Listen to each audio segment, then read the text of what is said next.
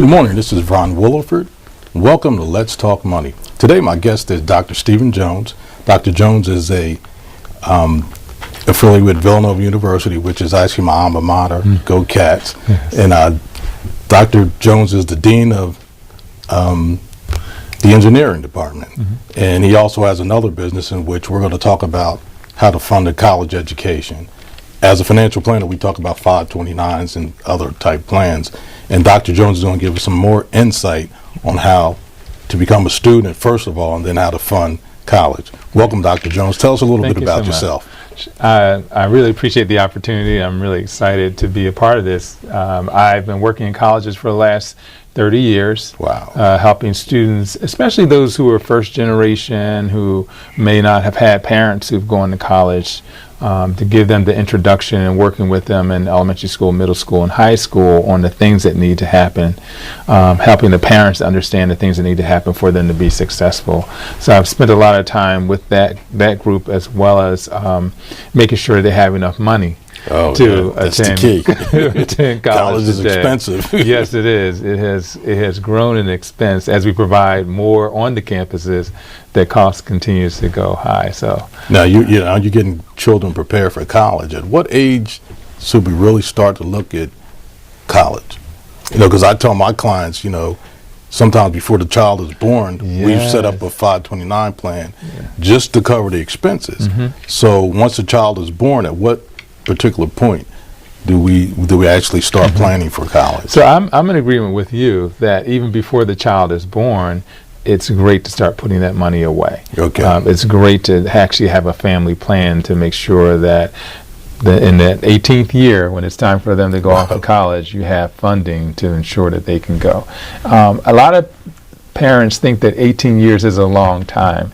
I will tell you, I have 2 children, and now they're out of college. I still feel like they were just babies. Right, yeah. And so those 18 years do go by, and investing and allowing the accumulation of interest on that money over time will position you in a better way to be able to afford college. Now, beyond just saving money, which, some of us, our discretionary income isn't there to be able to accumulate enough money, what are other ways that we can fund colleges? That's an excellent question. There's over $90 billion in scholarships. Wow. That go out that billion? Are available. That are available. Every Still year. available. Yes. Okay. And what happens is half of it goes unused every year. So the application becomes available. The student's supposed to apply by set deadline, and they're missing the deadlines, even though they would have been eligible for the scholarship had they applied on time. So that's one of my real interests, is in getting them to have timelines and actually having a schedule to make sure that all scholarships are in on and applications are in on time. Wow, that's a lot of money that's left on the table. Yes, it is. And then you look at the prospect of a lot of kids now have student loans.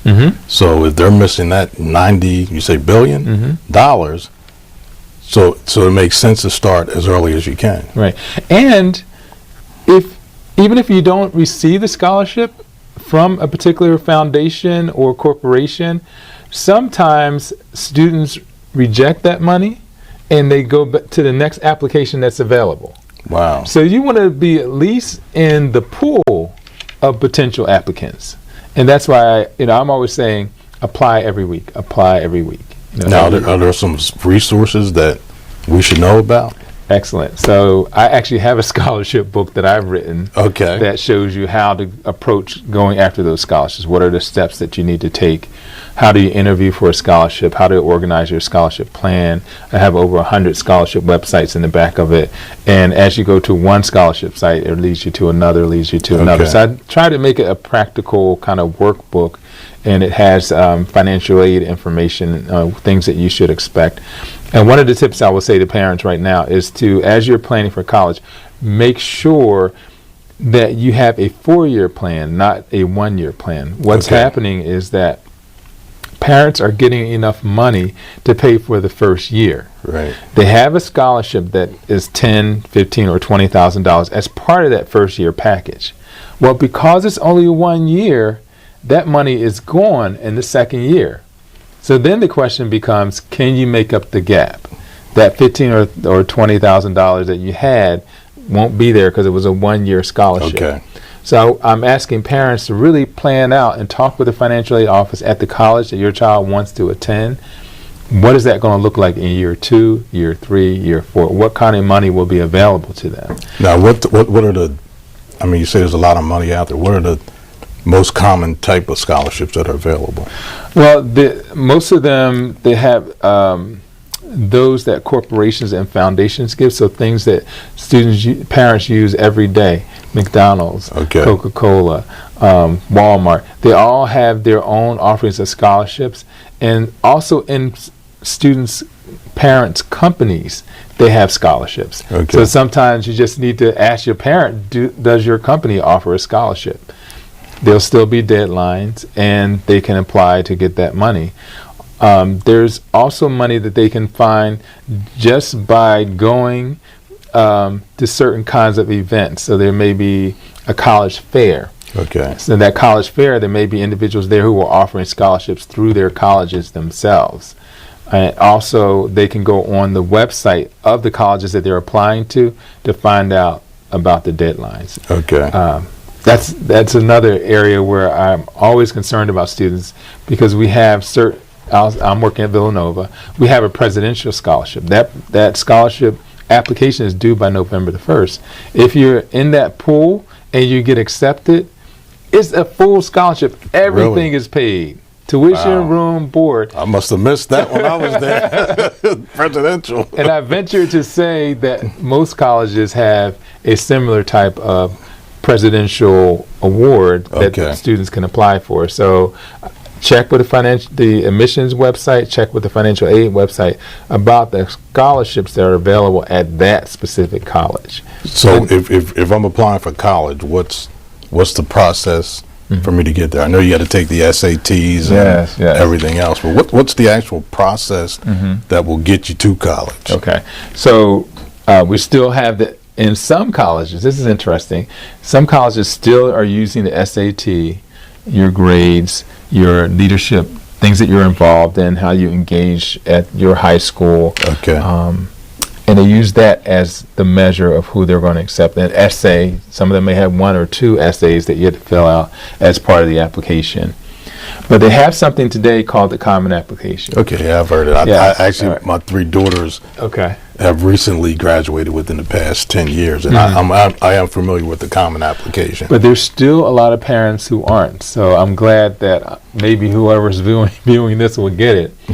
But the Common Application basically allows you to apply for 5 colleges or more within one application electronically. So you go online, you fill out all your information, your grade, GPA, activities that you've been involved in, fill in a couple of essays, select your colleges, hit one button, and it goes to all 5 colleges. Okay. What's the difference? When I went to college, I had to get 5 applications in the mail.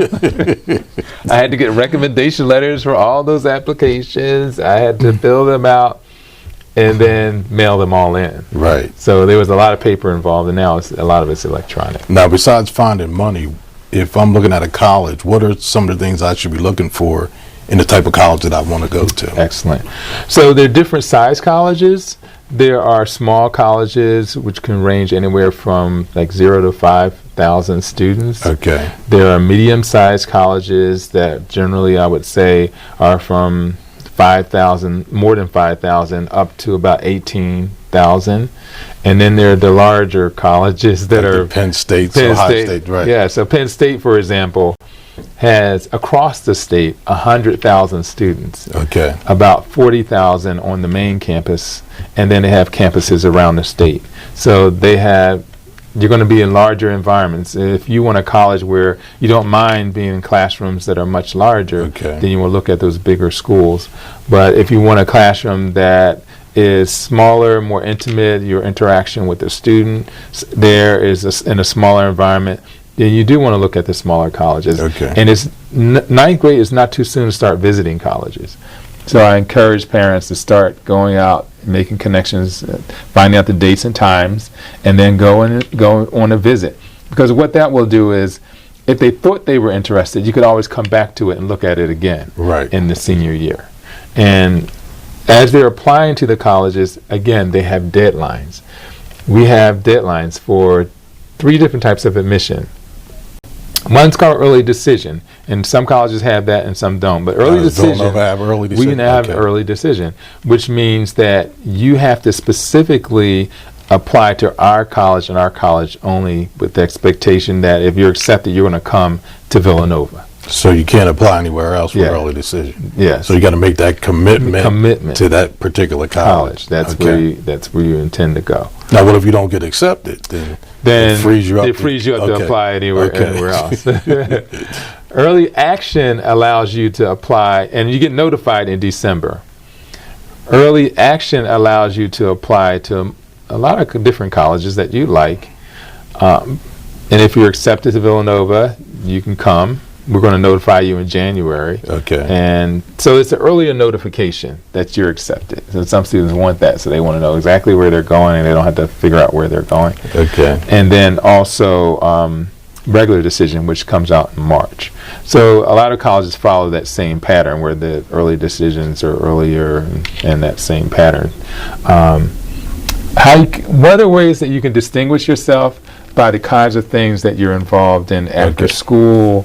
If you've been in a leadership role as part of an athletic program, track, football, lacrosse, golf, whatever it might be, just show your leadership skills. We want those type of students. And what's going to distinguish you from any other student? When you're writing your essay, make sure that you're trying to share things that distinguish you from everyone else. Okay. And so that the university can see how you might fit into the type of student that we're getting. So you got to be more of a standout. Right. And it's not a bad thing that if you're not accepted to a particular college, you want to go to a college that says, yes, we feel you fit with our environment. And so they said, yes, we're accepting you. And that's the best position to be in. Now, when you say fit, are you looking at something like you fit culturally as well as academically, or just it's all about the money? Oh, no, it's about who you are, and what you can contribute, and what they see as your potential. And we do look at, colleges do look at the number of students coming from particular schools. Okay. So if you have a lot of students coming from your particular school, it makes it a little more difficult, because we're only going to accept a certain number from this school versus that school. Okay. So we do look at that. Now, you're with the College of Engineering. What's the criteria to get an engineering school? I know that you're looking for engineers. Right. Also, when you're looking for a college, should you be looking at something where once you're done, you can have a career, or just go to college and just get a degree? Well, of course, with engineering, you have specific fields. So it's chemical, mechanical, electrical, civil, and computer that we offer at Villanova. There are some bigger engineering colleges that offer even more different types of engineering. Okay. The typical SAT can be anywhere between 1,200 and 1,450, depending on what the major is and what the competitiveness is to get into that major. Okay. We certainly want to see a lot of A's and B's. That always helps. We want to see students who've taken calculus or advanced placement calculus. Okay. And physics. Those are kind of like the 2 courses that wipe students out of engineering. Right. So we want students who are strong. That might have been my downfall. At everything but the physics. I just couldn't get a hold of physics. But and colleges have tutoring too. So we have a nice tutoring center on campus. The students can take advantage of it, because one of the things that we find is that calculus isn't always the same coming from different high schools. Okay. And a student feeling that I'm really strong in it, but then gets to college and says, why am I struggling? Because your calculus was different than someone else's and wasn't as intense. Okay. Not your fault, but just your high school did it differently. Okay, now I've gone through the whole process. I've got the scholarship in place. So I show up the first day at campus. What should I be looking for when I initially step foot on whatever campus? Well, most campuses will have a welcoming group, which are the resident assistants. My expectation, most students do live on campus. Okay. So there'll be those who are actually literally helping you to move into your space, making sure that everything's in order in terms of if they can help you to get in the place where your classes are going to be. Everyone's around the whole campus. The level of energy rises because we look for the students to come. we reach out to them. For example, I'm an advisor for our National Society of Black Engineers and our Society of Hispanic Professional Engineers, so I work with the student organizations in my department. Well, they have some of the same kinds of organizations in the liberal arts and nursing that we're looking forward to the students come back to engage them in those organizations, which will help them to be successful and to become connected with other professionals in their field. Now, you know, a lot of us have success when we go to college. Now, what do you find is the biggest detriment to somebody not succeeding in their first year? Okay, so a lot of students never really had to study in high school. That was one of my things. And they earned really good grades even though they didn't really study. So they have a false sense of their ability in terms of knowledge that they're bringing to the table, preparation they're bringing to the table, the ability to manage time. So they struggle within the first year because it's all about adjusting to those things and seeking help. Right. If you struggle and it's just really a bad first year, I say to students, that doesn't mean you should give up. Maybe you need to go to community college and take your time and finish that first and then apply back to the four-year school. So some students may need a little more maturing. Some students may need a little more help. Sometimes some colleges offer a lot more help than other colleges do. I know Community College of Philadelphia offers a lot of help because they have students that have some needs there as well. So take advantage, I'll say this as a tip, take advantage of the resources that are available. Tutoring, meet with your advisor, meet with faculty in your department. There are people available and there for you to be successful. Sometimes students' pride gets in the way of them going to get help. So I'm saying a wise student goes to get help. The students who are earning A's and B's, guess what? They're over for tutoring. They're meeting with their advisor. They're meeting with their teachers. So if that's the strategy that they're using, then everyone should use it. Now, do you recommend, you know, when we look at financial aid, we look at college today, the price of college, and the opportunities that are there for at a community college? Do you recommend going that route, then to a four-year school? Or so look at your family's financial situation, and don't decide on what you see other parents doing. Look at your family's financial situation and make a good decision for your family. Because if you're going to a four-year school and the debt's going to be so heavy for your child that you can't finish the second, third, and fourth year, then that's not probably the best decision. But if you see that if we went to community college for a couple years and then transferred over, everything will work out, that's wonderful. Guess what? We're all accredited. You can't have a college unless you're accredited. So the community college is under accreditation, which means that you educate at a certain level. So are the four-year schools. So when parents are hung up on, well, this cousin is going to Millersville, they start looking at the family and where people are going. Look at your specific situation and make the best. Now, you had mentioned the first year loading up on all the scholarships. What can you do during that first year to make sure that the other years are going to be okay? One thing I will say is that some scholarships, they actually want you to have a GPA before they'll award the scholarship. So you need to get through that first semester and second semester with a GPA, and now you can apply to these certain scholarships. So there are a lot of scholarships you're not walking in the door with money. So they want you to prove that you're able to succeed at college before they give you the money. And that's why they're waiting for that first GPA or that second GPA, depending on the scholarship, before you can apply. So it's still opening up doors, and I say to students, my daughter did this, while she was in college, she kept applying for other scholarships, and she received over $5,000 in other different types of scholarships, $500 here, $1,000 there, while she was in college. Most students think that after they've been admitted to college, why am I applying to scholarships? I've already done that. No, you need to continue to apply. Books are really expensive today. You can just pay for a book. It's worth covering the expense of that book. What are these students doing where, you read in the news where they're getting all this money? What are they doing? It's different from anyone else. They're applying every week consistently. They're applying. So they might apply for 10, 20 scholarships a week. Wow. Are there any particular? You can actually go on YouTube and put in $100,000 scholarships, and some of the young women who've earned those scholarships have conversations about how they earned those scholarships. Okay, and they're typically for 1 year. They can be 1 or 4 years. It just depends on who it is that's offering the scholarship. Okay, wow. So there's a lot that you need to know. Mm-hmm. So if we can go back, the track to get to college is, first of all, plan to go to college. Yes. Then you got to look at the financial piece. Mm-hmm. Then you look at where you want to go, and then how much it's going to cost. Mm-hmm. And then that should be all a part of your decision-making process. Exactly. And you, as a family, sit down and have that conversation. Because sometimes the child or a young person is stuck on a particular college, right, but you really can't afford it.